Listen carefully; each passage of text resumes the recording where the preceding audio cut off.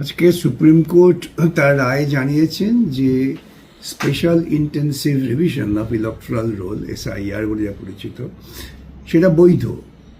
এর পেছনে কোনো রকম বেআইনি কাজ বা অনিয়ম হয়নি। কিন্তু এসআইআরকে কেন্দ্র করে সাধারণ মানুষের মধ্যে যে একটা অত্যন্ত আতঙ্ক ছিল তা হচ্ছে যে এসআইআর এর নাম করে মানুষকে বেনাগরিক করা হবে।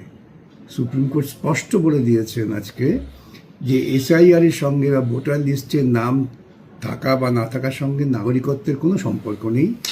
নাগরিকত্ব একটা সম্পূর্ণ ভিন্ন বিষয় এবং ভোটে নাম ওঠেনি বলেই তাকে নাগরিক হিসেবে গণ্য করা যাবে না, এই চিন্তাটা ভুল। এটা একটা অত্যন্ত ইতিবাচক দিক। মানুষ আর আতঙ্কে থাকবেন না।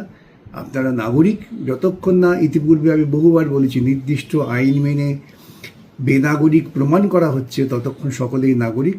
সুপ্রিম কোর্টে আজকে এইটাই বলেছেন যে নাগরিকত্ব বিচার করার জন্য যে নির্দিষ্ট আইন আছে সেই আইনেই করতে হবে, তার সঙ্গে এসআইআরকে এক করা ঠিক হবে না।